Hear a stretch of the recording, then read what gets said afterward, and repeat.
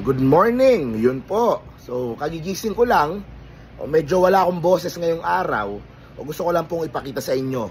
Ito, napakaganda. Yan. So, bakasyon po tayo, nasa La Union. Pero kahit na nasa La Union tayo, manonood po tayo mamaya ng EAT. Dahil sa Therapy, nako, very special guest. Okay, ilang araw nang binabanggit ni Bossing Vic. Parati siya nagsasalita, mekus. Parati nating naririnig, sinasabi po niya yan. Pero mamaya, maghaharap na si Mr. Nobody at si Bossing Vic. Diba? At siya po ay sasali sa Therapy, pataas, pababa. So, nakaka-excite po talaga. Very special ang Saturday edition ng EAT. Aside dyan, yung po sa Gimme 5, darating si Mami Josie. Si Jose Manalo po, magsusuot na naman ng pambabae at sasamahan siya ni Papa Itan. So, si Wally. So, yung dalawa, mag-asawa. Parating na si Mami Josie at si Papa Itan sa Gimme 5. Kaya exciting din po yan. Abangan nyo po yan. Naku, napaka-special. Ang tanong, sino kaya ang magsusugod bahay habang wala si Mami Josie? Diyan po kasi si Jose Manalo nga nasa studio. So, yun ang malaking tanong dyan, kung sino ang papasok muna sa sugod bahay. Okay.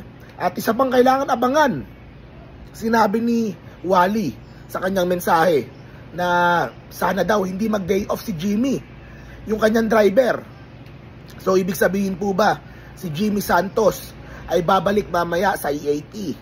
Yan po ang request ng maraming fans ni Tito Jimmy, ni Jimmy Saints, na makasama siya muli at maging regular cast member siya ng EAT. Pero mukhang ang mangyayari po ay special guest siya. Kumbaga, bumabalik siya at bumabalik tuwing mga sa special na araw o tuwing Sabado. So yun po ang kailangan abangan sa EAT. Pasensya na po, wala lang akong boses ngayon. Gusto ko lang ipakita sa inyo kung gaano ko ka-excited para po sa episode mamaya. And also, Halloween special. So mamaya po nakapang Halloween ang mga Dabarkads. Si Boss Joey, suot-suot niya blood ga, di ba? Yun yung kanyang suot. Ano kaya ang magiging suot ng ating mga Dabarkads mamaya, di ba, sa kanilang Halloween special? So kailangan pong abangan po talaga yan. Okay, so of course Saturday very special. Like I said, matindi po ang laban ngayong araw.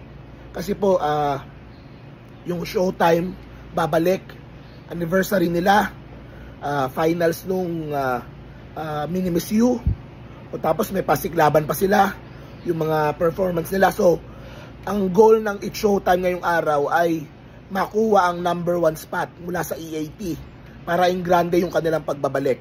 Pero syempre hindi magpapatalo ang EAT at mukhang in grande din yung mangyayari ngayong araw ng Sabado sa show. Of course, sisimulan ng Therapy si Mr. Mekus, si Mr. Nobody, at mukhang laugh trip na naman yan pag sila ni Bossing ang nagkaharap at sila ang kumbaga sasabayan ng mga hirit at ng mga jokes.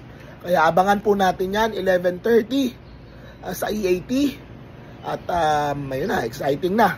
What an exciting at Saturday. So hopefully malaman natin kung ano yung sitwasyon talaga yung next week, kung magbabago ba ng oras o ganun pa rin. So hopefully today malaman na po natin kung ano po yung mga kasagutan. So ayan, pakita ko lang uli Dito tayo sa La Union. Ang ganda, naubos na akong boses, pagod ako. So thank you very much guys, see you po sa next video. Bye bye mga Dabarkads.